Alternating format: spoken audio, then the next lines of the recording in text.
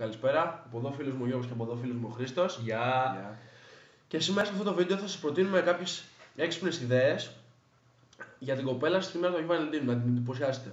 Έχουμε ξεκινήσει και έχουμε σκεφτεί, εδώ με τους φίλους μου, τους βλάμμενους, τέλος πάντων, τις σοκολάτες. Μπορείτε να τους πάρετε οποιαδήποτε σοκολάτα θέλετε. Λάκτα, καρδιά, τον πληρώνει, είχε πει εδώ πριν ο φίλος μου. Μπορείτε να τις πάρετε με φουντούκι, με καραμέλα, με φράουλα.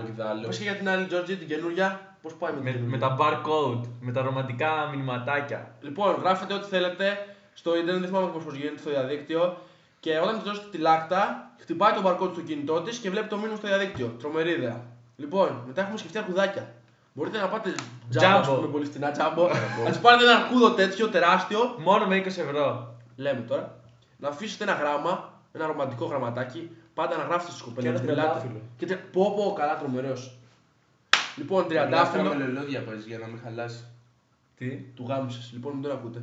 Λοιπόν, αρκούδο, τριαντάφυλλο, Σοκολάτα. σοκολάτα Καρτούλα. και γράμμα, να μιλάτε στις κοπέλες, να μιλάτε. Λοιπόν, μετά είμαστε λίγο πιο κυριλέ. Το είχαμε σκεφτεί αυτό με τον φίλο μου το Χρήστο. Είμαστε λίγο πιο κυριλέ, μπορείτε να τους πάτε για φαγητό. Για πες Χριστό. Τι φαγητάκι. Έξω. Ρομαντικούλια. Λοιπόν, ξέρετε, κυριλέ, κεράκι στη μέση, μπουκάλι λευκό, ροζέ κρασί, ό,τι πίνετε. Κόκκινο. Κόκκινο, ναι. Λευκό. Ό,τι πίνετε. Καλύτερο. Κολονά τα ποτήρια, ρουφάμε, γουστάρουμε, σε δώσω αφήνουμε και μαρούν μετά, έτσι μην γίνουμε γύφτη. Λοιπόν, και πλέον μπορείτε και σπίτι.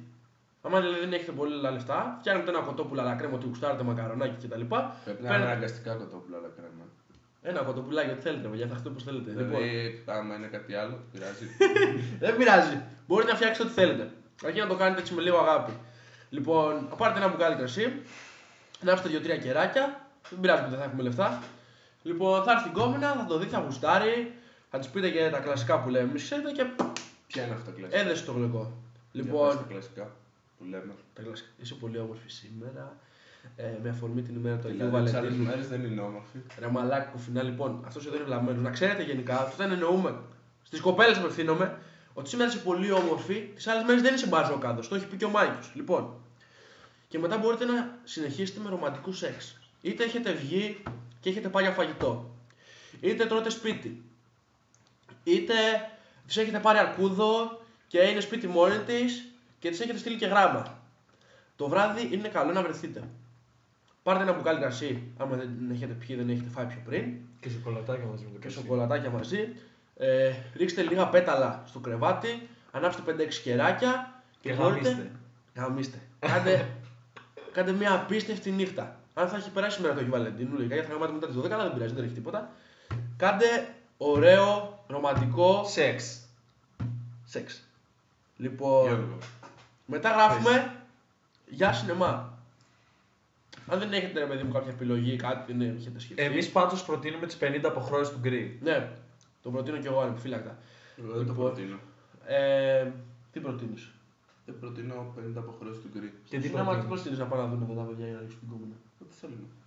Πάτε να δείτε ό,τι Εκτός θέλετε. από 50. Εκτός από 50 αποχρώσεις του γκρι, λοιπόν, παιδιά, ο φίλος μου ο Χρήστος λέει ό,τι θέλετε. Μπορείτε να δείτε βασικά thriller. Και θέλει, ναι.